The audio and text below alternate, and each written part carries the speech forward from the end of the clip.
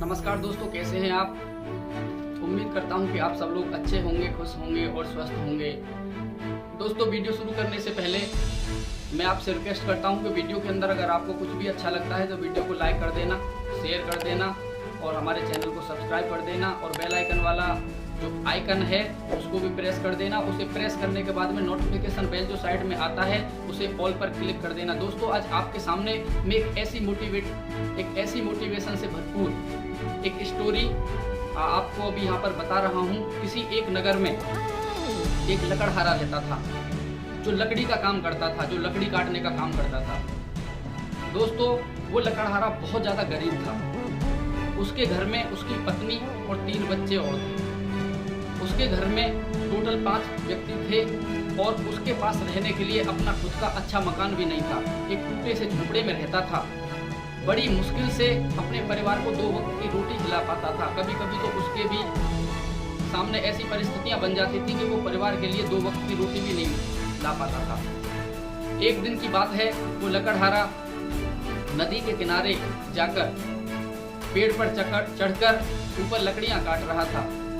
थोड़ी सी ही लकड़ियां कटी थी दोस्तों, तभी उसकी कुल्हाड़ी उसके हाथ से नदी में जा गिरी और नदी बहुत ज़्यादा गहरी थी। लकड़हारा पेड़ से नीचे उतर के आ गया और नदी के किनारे पर बैठ गया। वहाँ पर बैठने के बाद में वो बहुत ज़्यादा दुखी हो गया, क्योंकि उसे मालूम था कि आज उसके पास में बहुत ही कम लकड़ियाँ कटी हैं। अगर वो ऐसे ही वापस चला जाए तो लकड़ियाँ बाजार में बेचकर वो अपने परिवार के लिए 2 वक्त का खाना भी नहीं ले जा पाएगा। बस इन्हीं बातों को सोच कर वो बहुत ज़्यादा परेशान था और रोने लगा और भगवान को याद करने लगा कि हे भगवान, मैं तो ऐसे ही पहले से इतना ज़्यादा परेशान हूँ। बस मेरे पास मेरी ये कुल्हाड़ी ही मेरा एक ऐसा शस्त्र था जिससे मैं लकड़ियाँ काट कर अपने परिवार के लिए भोजन की व्यवस्था करता था। लेकिन आज तो मेरे पास से वो मेरा सहारा भी चला गया। बस इसी बात को सोचकर बड़े दुखी मन से भगवान को याद कर रहा था और उसकी आंखों में आंसू आ रहे थे। थोड़ी देर के बाद में वो क्या देखता है कि वहाँ पर एक व्यक्ति आता है और वो उससे पूछता है कि क्या हुआ। तो वो लकड़हारा सारी जो कहानी है उस व्यक्ति को बता देता है। तो वो व्यक्ति बोलता है कि बस इतनी सी बात है, तुम्हारी जो कुल्हाड़ी है पानी में जो गिर गई है नदी के अंदर, मैं उसको अभी ले आऊँगा। तो वो बोला नहीं, आप इस नदी के अंदर मत जाना, क्योंकि नदी बहुत गहरी है, इसमें बहुत तेज पानी चल रहा है, आप इसमें डूब जाओगे। बोले नहीं, मैं तैरना जानता हूँ, मैं आपकी कुल्हाड़ी ला के दे दूँगा। अब जैसे ही उस व्यक्ति ने उस नदी के अंदर छलांग लगाई तो वो थोड़ी देर के बाद में नदी से निकल के आया और उसने एक कुल्हाड़ी लाकर उस लकड़हारे को थमा दी। लेकिन ये कहानी देखकर, वहाँ का ये नज़ारा देखकर वो लकड़हारा बहुत दुखी हुआ, उसे बहुत चिंता हुई और वो उस व्यक्ति से हाथ जोड़कर बोला कि हे व्यक्ति, हे मेरे मदद करने वाले व्यक्ति, ये जो कुल्हाड़ी है ये तो चांदी की कुल्हाड़ी है, ये मेरी कुल्हाड़ी है ही नहीं, मेरी तो लोहे की कुल्हाड़ी थी, मैं इसको नहीं लूँगा। उस व्यक्ति ने बहुत आग्रह किया कि नहीं, तुम ये कुल्हाड़ी ले लो। बोले नहीं, मैं ये कुल्हाड़ी नहीं लूँगा, ये मेरी कुल्हाड़ी है ही नहीं। तो उस व्यक्ति ने उस कुल्हाड़ी को वहीं साइड में रख दिया और वो दोबारा से छलांग लगा दी उसने नदी के अंदर। जब अब की बार वो नदी से बाहर आया तो उसके हाथ में एक सोने की कुल्हाड़ी थी। उस कुल्हाड़ी को देखकर वो लकड़हारा फिर से दुखी हो गया और बहुत तेज रोने लगा। उसको अब पता चल गया था, उसे मालूम हो गया था कि मेरी कुल्हाड़ी मिलने वाली है नहीं। उस व्यक्ति ने उस लकड़हारे से बोला कि लो ये रही आपकी कुल्हाड़ी, ये ले लो। उसने फिर हाथ जोड़कर आग्रह किया कि नहीं, ये मेरी कुल्हाड़ी है नहीं, ये तो सोने की कुल्हाड़ी है, मेरी तो लोहे की कुल्हाड़ी थी, मैं इस कुल्हाड़ी को नहीं ले सकता। उस व्यक्ति ने कई बार आग्रह किया उससे कि तुम ये कुल्हाड़ी रख लो, तुम यही कुल्हाड़ी रख लो। लकड़हारे ने मना कर दिया कि नहीं, ये कुल्हाड़ी मेरी है नहीं, सोने और चांदी की मेरी कुल्हाड़ी थी ही नहीं, मेरी कुल्हाड़ी लोहे की थी और उसमें लकड़ी का एक डंडा लगा हुआ था, मेरी वही कुल्हाड़ी है, बस मेरी आप वही कुल्हाड़ी मुझे ला कर दे दो, मैं उसी में खुश हो जाऊँगा। जब इस तरीके से लकड़हारे की और भी व्यथा बढ़ गई तो उस व्यक्ति ने दोबारा से उस पानी की जो नदी थी उसमें डुबकी लगाई और अब की बार वो लकड़हारे की वही कुल्हाड़ी लेकर वापस आया। उसने कही लो ये रही आपकी कुल्हाड़ी।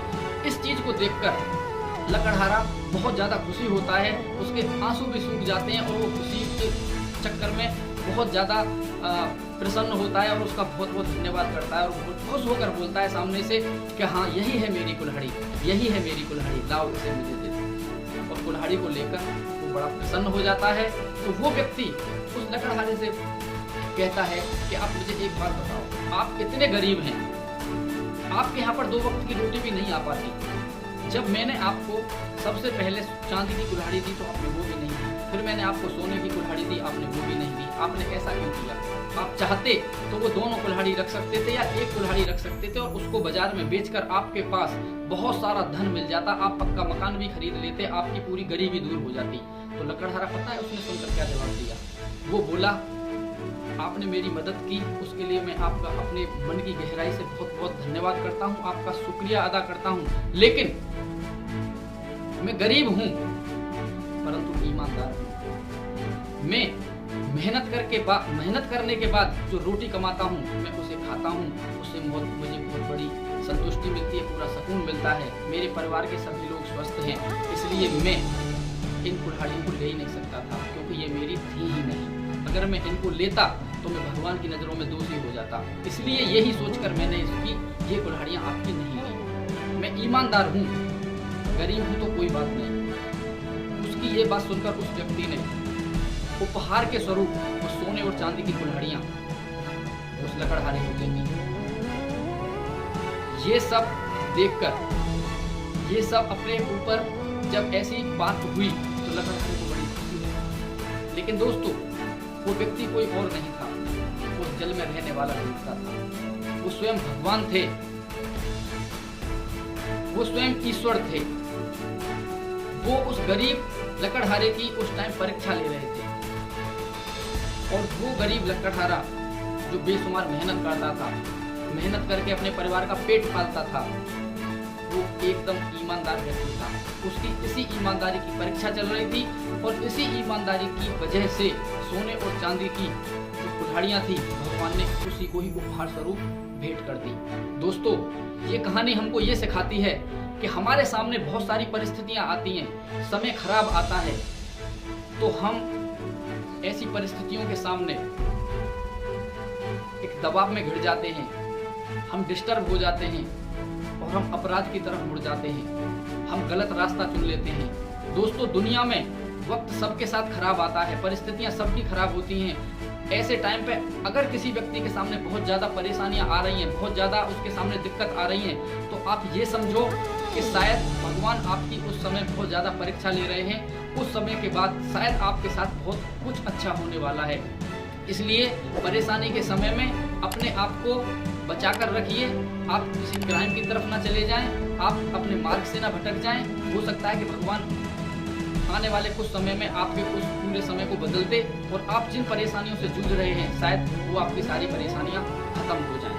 दोस्तों आज की वीडियो में बस इतना ही, मिलते हैं आने वाले समय में किसी और अच्छे और नॉलेजफुल टॉपिक के साथ। तब तक अपना ख्याल रखिएगा। जय हिंद, जय भारत, वंदे मातरम।